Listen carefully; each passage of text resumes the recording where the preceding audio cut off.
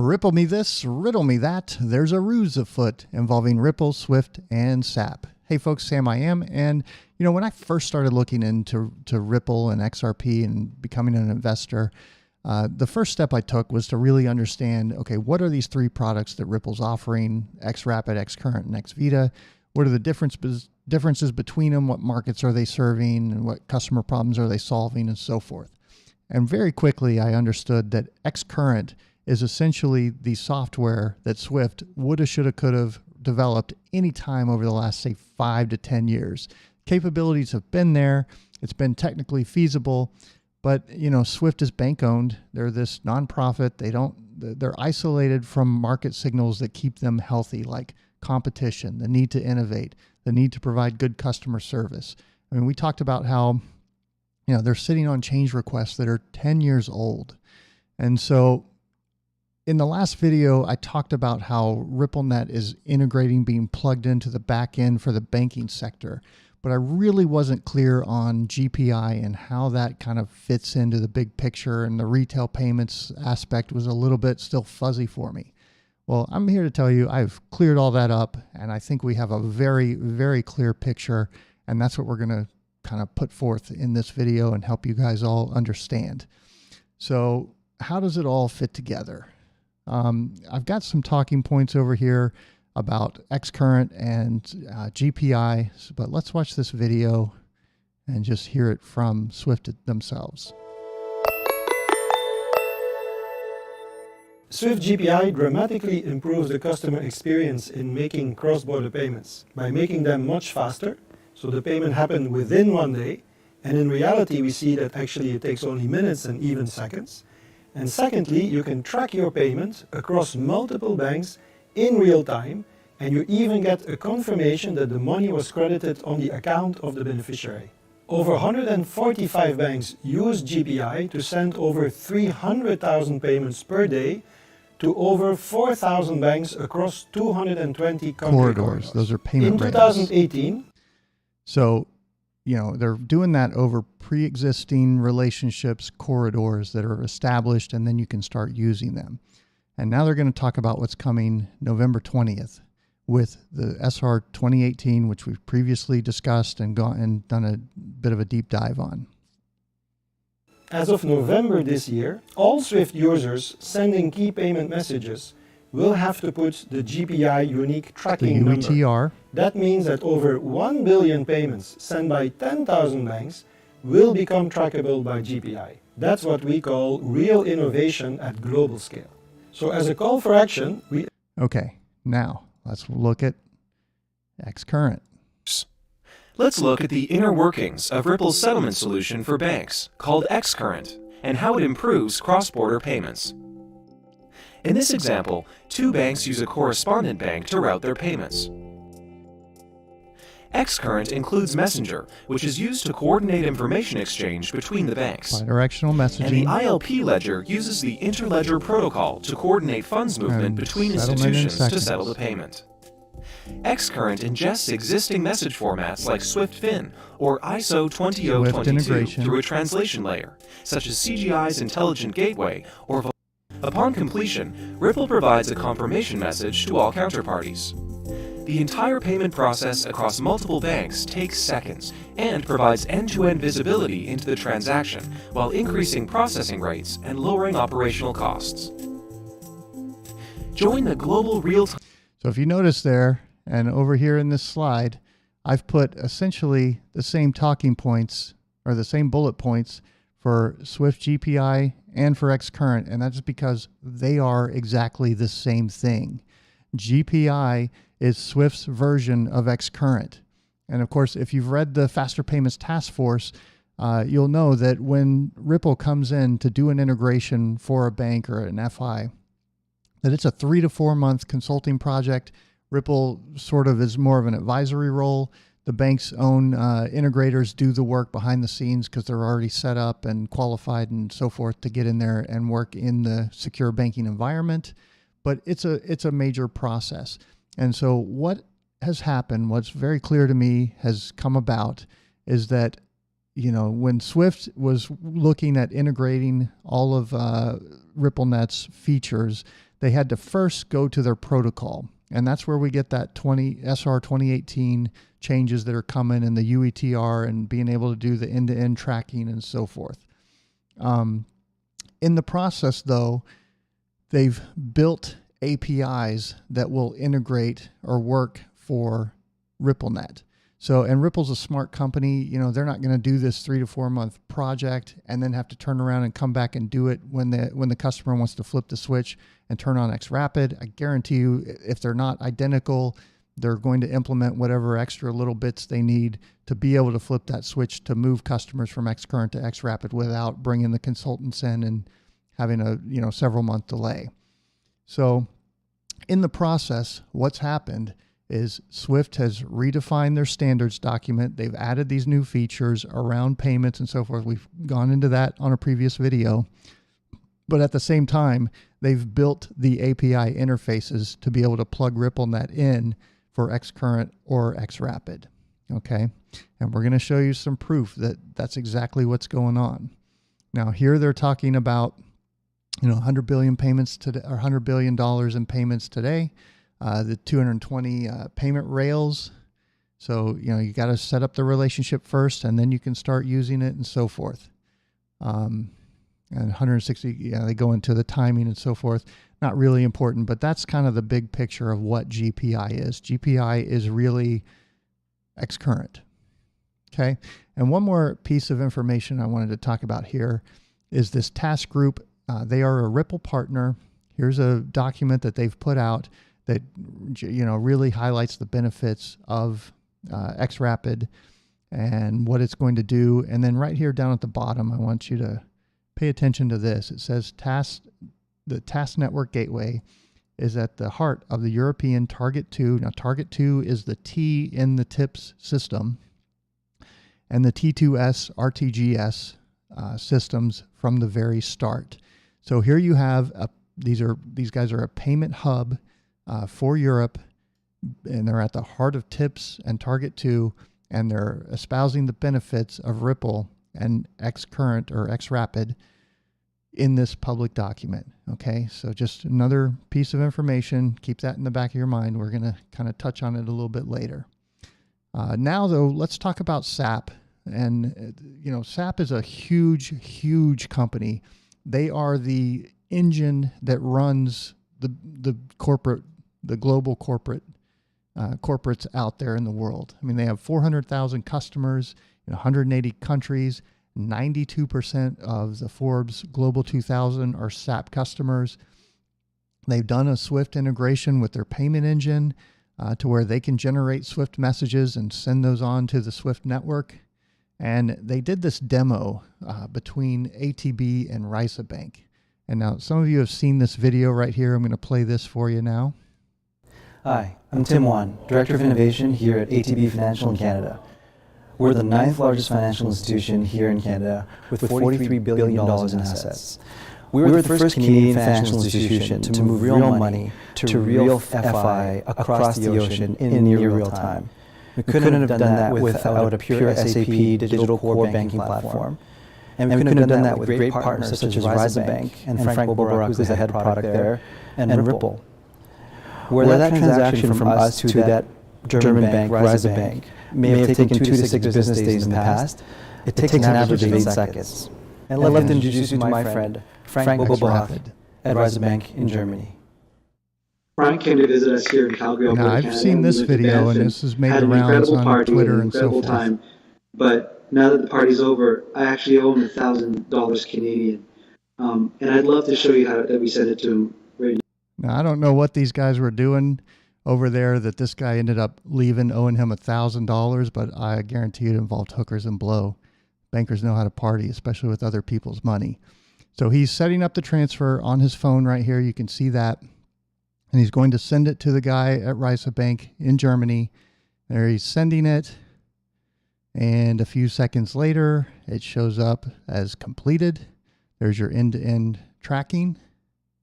And sure enough, this guy gets very happy. Whoa, that's a great rate. This is amazing. Thanks to Ripple and this new technology, I now have this $1,000 in my bank account. And right here. Here, the payment's been sent and Frank has received it.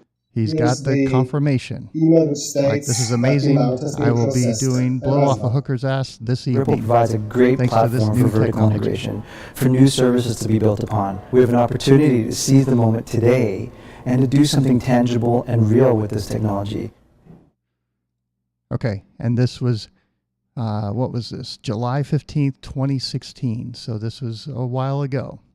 Now, I'm going to show you some slides from SAP. This was put together by one of their solution architects. They call him a support architect. I think it's just because they're a huge company. Roman Herrera, he's in Pennsylvania. Again, a support architect for SAP. And he's put these slides together. And this one right here is absolutely key. So I'm going to blow this up so that you guys can see it a little better. Now, that video that we just watched is linked right here. I'll put the URL to this presentation in the comments of the video so that you can watch it if you want, or go find these slides. But if you click on this, it will launch the video that we just watched. So he's explaining what happened there behind the scenes. Here's the ATB Financial phone that the guy was using to send the payment. That's right here. It goes down to the Ripple console review that feeds into ATB's banking and payments platform. I think this line is dashed because SAP's stuff may be remote in the cloud, so to speak, and they're also feeding information into SAP directly. You can see right here that they turn that into a packet, into a message, an MT103. What is that? Well, that's a Swift message, folks. And then what happens to that? Swift is going to obviously take that and forward it along to the Ripple gateway, where it then goes out over the Ripple network. Now, I know what the skeptics are going to say, well, this could be X current, blah, blah, blah. No, it couldn't. Look down here in the fine print. Ripple technology is an open source system based on IP, permitting domestic and international payments at in any combination of currencies in order to be settled directly between parties. So any combination of currencies. Again, if we go back to where was it? Back to, I guess I scrolled away. Yeah, back to right here. xCurrent and GPI has to be over existing payment rails. It won't work otherwise. So this is cluing us in that this is xRapid, not xCurrent. And it also, here it says, without the need for clearinghouses or correspondent banks. What are correspondent banks? Let's look at Investopedia. Correspondent banks are most likely to be used by domestic banks to service transactions that either originate or are completed in foreign countries, acting as the domestic bank's agent abroad. Okay, so this is xRapid. They're creating Swift messages. Why? Because they want to feed them into Swift.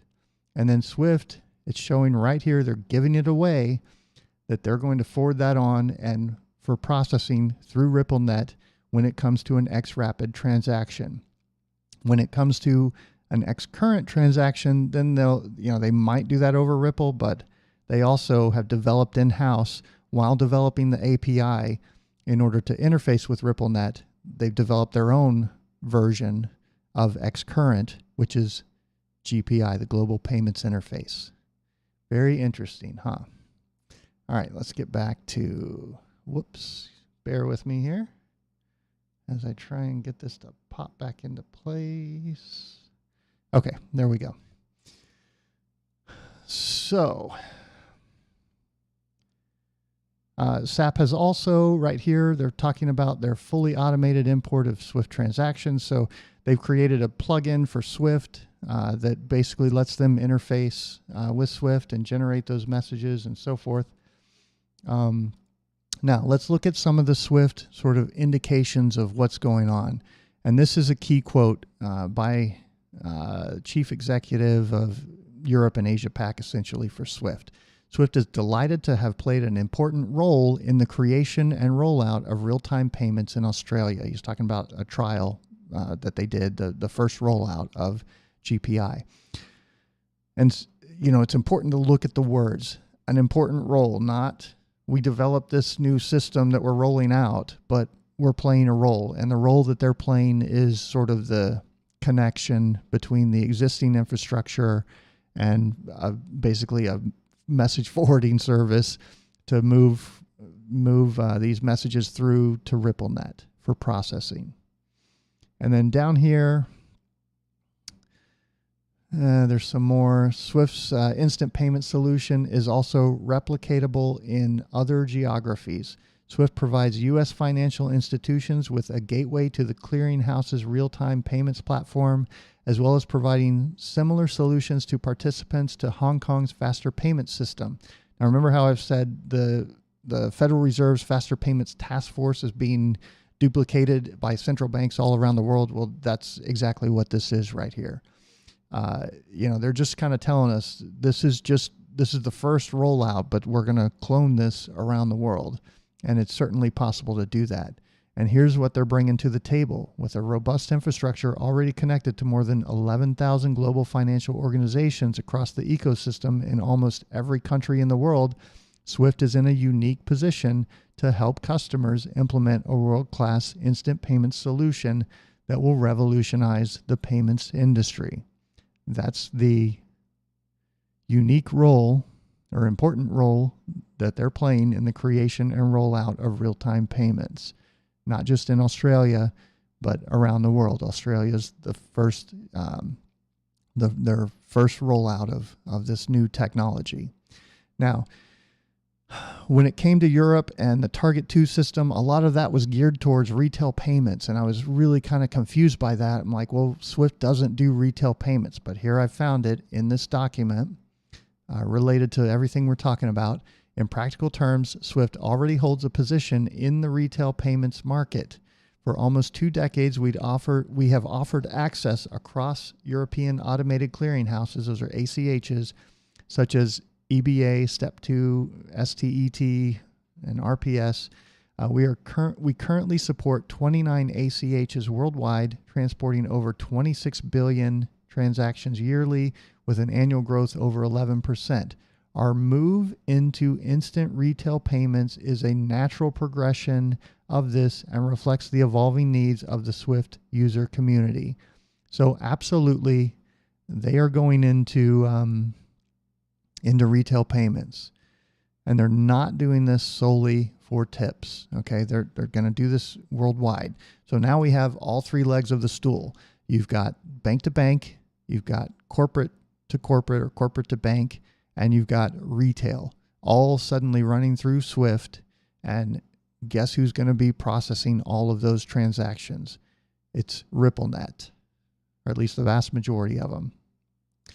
Okay, one more thing, one more piece back here. I think what I wanted to show you, this one is next. The same Swift solution will provide customers with a single gateway to connect seamlessly to the other instant payment systems in Europe and elsewhere.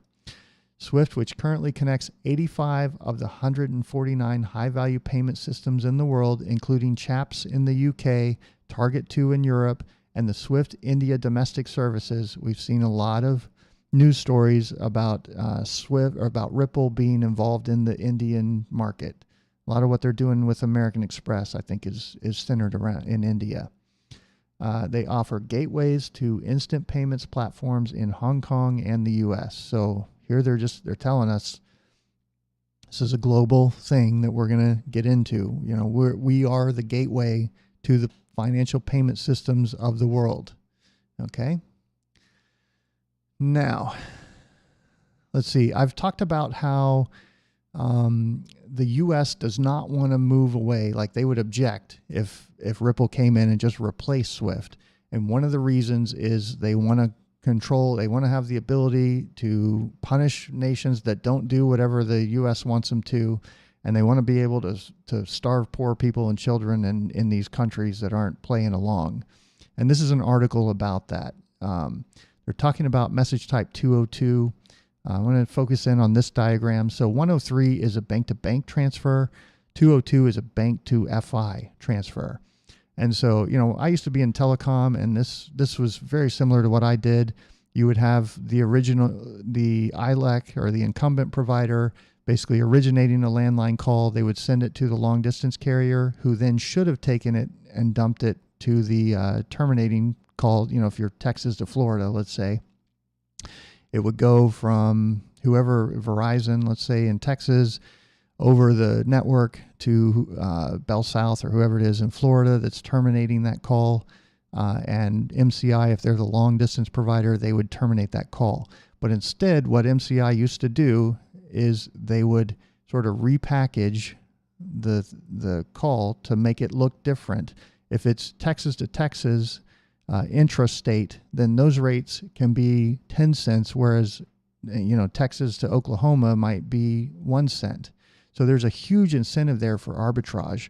And what they would get caught doing all the time in Texas and Florida and other places where there was this big incentive is they would, right here, they'd take the call and they would repackage it and they would give it to a CLEC, a local, competitive local exchange provider, and they would make it look like long distance instead of intrastate, so that then they would hand it in to the ILEC, the incumbent carrier who owned the customer, who would ring the handset of the person receiving the call.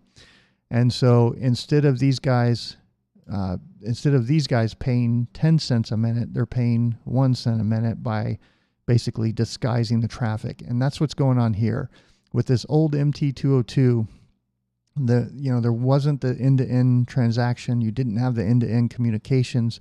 So you could do these kind of things where you would send it through another country and skirt the regulations, skirt the embargoes and so forth. And once they roll out SR 2018 and GPI, it does away with this problem, and they're able to further tighten their grip and starve poor people in countries that don't do as the U.S. government demands of them. So just another sort of, kind of brick in the wall that is showing you this is why they're going this way. I think eventually RippleNet will just take over and replace SWIFT, but I think that's years down the road. And this is one of the reasons that that's not going to happen sooner, as well as the 3 to 4 month integration for each bank to come on directly to RippleNet. And it's also why, they've gone through these big providers in the background that are running the financial engine of the corporates like SAP, and they've created a plugin and an interface with them in order to be able to process their payments and do it for thousands, tens of thousands of customers instead of one bank at a time. Okay. And then we saw the same thing on the bank-to-bank transfers. They've gone to Temenos, who's providing this service for 3,000 banks in 150 countries. That's how you flip the switch and turn on massive global adoption almost instantaneously without doing it one bank at a time. The very slow and arduous path. Okay. So that's what's happening. I mean, this is really amazing to me. And this slide is so telling that that's what they're doing. They're sending it out through SWIFT over the RippleNet in order to process these payments with xRapid, not xCurrent. And the big secret is in this video, when we played it, these guys never once mentioned that this payment was going through SWIFT, but I think it absolutely is or will in the future. Okay, one last thing I want to cover here relates to drama in the community. There are a lot of people who get very upset by this 589 number. You can see right here, somebody posted, riddle me this, riddle me that. Don't even get it right. Fun, funny, silly. The facts are the facts. And the fact is, XRP will not be 589 end of year. Get over it. And then somebody else piled on, and I just blurred them out because it doesn't matter who actually tweeted this. The sentiment is the same for a huge part of the XRP community that just have their blinders on and want to come out on the attack with these ridiculous statements that we're going to dive into here. He's telling XRP community, please accept the fact that end of year 589 is impossible. Impossible. It can't happen. XRP will hit that someday, somehow, but not this year. Please be rational and don't speculate for 589 by the hype that is based on nothing. Nothing. Let me ask you something, viewers. Does this right here look like nothing to you? Because to me, it looks like Ripple has gone in behind the scenes and set up with these key players in the marketplace who are providing these services en masse to the banks, to the corporates, to the retail providers, and they've plugged into their systems, and at the flip of a switch, regardless of what the price is today, I do not care. If it goes to 10 cents, it is the most incredible buying opportunity in the world. And I'm not giving you financial advice. That's the other thing I get accused of by these guys. This is not financial advice. I'm not a financial advisor. I'm doing this for entertainment purposes only, to help you see what I see. And that's an incredible opportunity here for you to take advantage. And to say this, that it's based on nothing, well, you know, it's probably hard to see what's coming when you've got blinders on, when you're looking through this view of the news, okay?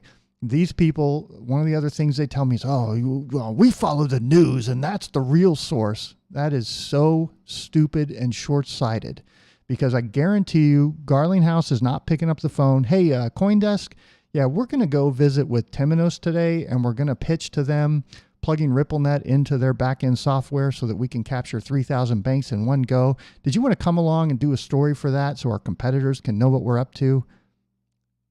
How stupid are you to think that that's what's going to happen? Of course they're not going to do that. Where you find, if you've been in tech and you've rolled out, big projects like this, as I have been involved in, in telecom with AT&T and Sprint and Verizon and so forth, and Hewlett-Packard and Agilent, it starts with someone writing some code, okay? And then that code gets turned into a spec, or it changes the spec. So what do we look at? SR 2018, the spec for the messages that control the transfer of payments through SWIFT. What else do you see? You see slides presented at conferences and in meetings, and sometimes those get released. We've looked at a lot of slide decks from these various companies. What else do you see? Live demos at user conferences. What have we watched? Live demos from user conferences. What else? What's one of the last steps? You'll see announcements of partnerships and hints from the people who know what's going on. They don't want to lie. They're generally honest people who are answering questions in a way that doesn't give away what they're not allowed to talk about, what they don't want to announce for a number of different reasons. But if you're paying attention, will let you know what's coming. And that is what the haters here, the 589 haters, don't want to see or don't understand today, is that these guys are ready to flip the switch, not on one bank. That's the other ridiculous thing I've heard. Well, Brad's only said one bank's coming online. Well, yeah, did any reporter ask him, what about Temenos? Nobody's looking at that. Nobody's asking that question. And if he did, I bet he wouldn't be able to answer that question. Or if he did, we'd see some massive price moves in XRP, because this is how you get to. It is not based on nothing. It is based on research and documents that are going to tell us what's coming. You're looking at the wrong sources. You're looking in the wrong places. You are looking at sources that will let you react. I am providing information that will let us all anticipate. So if you want to close your eyes and look through your rose-colored glasses and see nothing because your bias is getting the best of you, that's your option, okay? But don't bring the hate my way. I'm taking all these and building a huge collage, and then I'm going to put the XRP price chart on top of it with some quote about believing in yourself and hang it on the wall in my new house that I'm going to build, all right? Anyway, that's it. I hope you enjoyed this. A lot of useful information in here. Big changes coming, folks. Ripple really has sort of cornered the financial market of the world, and they're getting ready to flip the switch later this year. Time is short to load your bags. Get as much XRP as you can if that's what you want to do. Really consider that. Really look into this stuff. We're not going to have this opportunity for much longer, and please consider getting as many people as you can, as you're comfortable with, on board. At least make them aware of the opportunity that's in front of us, of what's coming down the road in just a matter of weeks at this point. I'm Sam I Am. We'll catch you next video.